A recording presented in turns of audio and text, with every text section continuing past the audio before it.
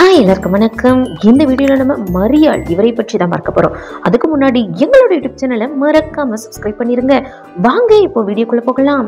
எருசலேம் நகரில் வாழ்ந்து வந்த செல்வந்தரான சுவைக்கின் மற்றும் அன்னமாள் இவர்களுடைய புதல்வி தாங்க அன்னை மரியாள். குழந்தை பேர் இல்லாமல் தவித்த இந்த தம்பதியினர் முதுமை வயதில் குழந்தையை பெற்றெடுத்த காரணத்தால் இந்த குழந்தையை எருசலேம் தேவாலயத்தில் ஒப்பு கொடுப்பதாக நேர்ந்து கொண்டனர். அது மட்டும் இல்லாமல் வானதூதர்கள் முன்னறிவித்தபடியே இந்த குழந்தைக்கு மரியா என்று பெயரிட்டிருக்காங்க.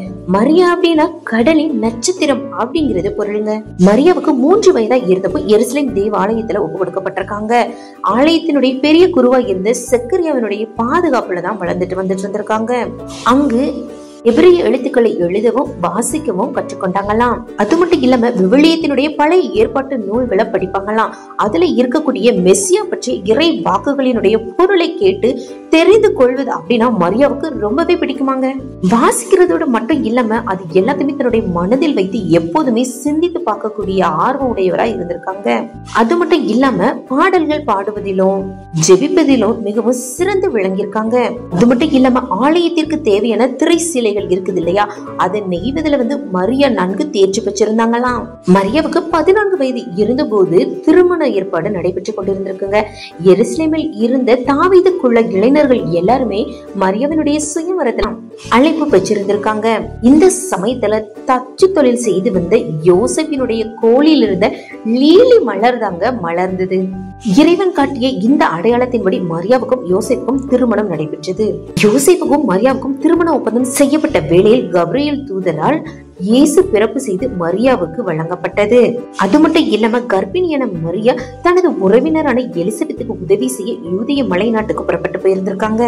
மரியா கருவுச்சிருப்பது தெரிந்த யோசேப்பு மரியாவை மறைமுகமாக விலக்கிவிட திட்டமிட்டிருக்காரு.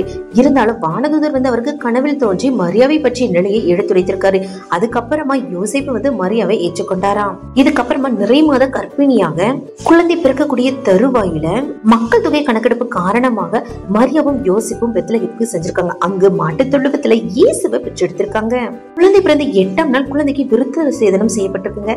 அதுக்கப்புறமா 40வது நாள் கோவில்ல காணிக்கையாக ஒப்புக்கொடுக்கப்பட்டிருக்காரு. அந்த சமயத்துல இறைவாக்கினர் சிமியோன் மரியாவினுடைய வியாகுலங்கள் எல்லாத்தையுமே முன்னறிவிச்சிருப்பாருங்க. உனது உள்ளத்தையும் ஒரு வாழ் ஊடுருவி பாயும் அப்படிங்கிற இறைவார்த்தையை அந்த இடத்துல சொல்லியிருப்பாரு. அப்போ அதற்கான பொருள் என்ன அப்படின்னு சொல்லி தெரியாம இருந்திருப்பாங்க மரியாள். அது மட்டும் இல்லாம இயேசுக்கு 12 வயது ஆன போது பஸ்கா விழாவை கொண்டாட எருசலேமுக்கு செஞ்சிருப்பாங்க. அந்த சமயத்துல இயேசு கோவிலே இருந்து விடுவாருங்க. 3 நாட்களாக மரியாவும் யோசேப்பும் இயேசுவை தேடுவாங்க. இறுதியா 3வது நாள் இயேசுவை கண்டுபிடிச்சிருவாங்க. அந்த தருணத்துல கூட ஒரு தாயாக மரி அன்னையினுடைய உள்ளம் எந்த அளவுக்கு துடிதுடித்து போயிருந்திருக்கும். உலகில் மனிதராக தோன்றிய இறை மகனையும் அவரது தாயையும் முழு அரவணைப்புல முழு பாதுகாத்தோடு வளர்த்த சூசை புனித யோசேப்பு அவருடைய முதுமை காலத்துல நோய்ச்சிருக்காருங்க. இந்த சமயத்துல மரி அன்னையும் இறைமகன் இயேசுவும் அருகே இருக்க பாக்கியமான மரணம் அடைஞ்சிருக்காரு. அது மட்டும் இல்லாம இயேசு கிறிஸ்து தனது வாழ்வில் நிகழ்த்திய முதல் புதுமையே அவரது அன்னையான மரி அன்னையினுடைய பரிந்துரையால் தாங்க நடைபெற்றது. ஆனவர் திருமணத்தில் தண்ணீரை திராட்சை ரசமாக மாற்றியது. இறுதியாக இயேசுவினுடைய சிலுவை பாடுகளிலும் பங்கேற்ற அன்னை மரியா சிலுவையின் அருகில் மிகவும் உடைந்த உள்ளத்தோடு வியாகுல தாயாக நிற்பாங்க. இந்த சமயத்துல இயேசு அவருடைய தாயை நம்ம எல்லாத்துக்கும் தாயாக தந்து விட்டு செஞ்சிருக்காரு. இயேசுவினுடைய உயிர்ப்பு விண்ணேற்றம் எல்லாத்துக்குமே அப்புறமா இயேசுனுடைய சீடர்கள் மரியாவினுடைய வழிகாட்டுதலின்படிதான் வாழ்ந்துட்டு வந்துட்டு இருந்திருக்காங்க. அது மட்டும் இல்லாம அன்னை மரியாளுடைய எல்லா சீடர்களும் இறைவேண்டல் செய்து கொண்டிருந்த நிலையில் தான் திருத்தூதர் அனைவர் மீதும் தூய ஆவியார் இறங்கி வந்திருப்பாரு. இறுதியாக இறந்த நம் அன்னை மரியாள் உடலோடும் ஆன்மாவோடும் விண்ணகத்திற்கு எடுத்துக் கொள்ளப்பட்டாங்க. அது மட்டும் இல்லாம ஜென்ம பாவம் இல்லாமல் உற்பவித்த ஒரே அன்னை நம் அன்னை மரியாள். அது மட்டும் இல்லாம பல வகையான பெயர்களால் அன்னை மரியாள் அழைக்கப்படுறாங்க. அமல உற்பவி, எப்பொழுதும் கன்னி, ஜெபமாலை அன்னை, கோதலப்பு அன்னை, லூர்து அன்னை, பாத்திமா அன்னை அப்படின்னு சொல்லிட்டு பல்வேறு விதமான பெயர்களால அன்னை மரியாள் அழைக்கப்படுறாங்க. சரி, இந்த வீடியோ பற்றி நீங்க என்ன நினைக்கிறீங்க அப்படிங்கறத கீழே உள்ள கமெண்ட் பாக்ஸ்ல மறக்காம கமெண்ட் பண்ணுங்க. இந்த வீடியோ உங்களுக்கு பிடிச்சிருந்துச்சுன்னா லைக் பண்ணுங்க, ஷேர் பண்ணுங்க, கமெண்ட் பண்ணுங்க.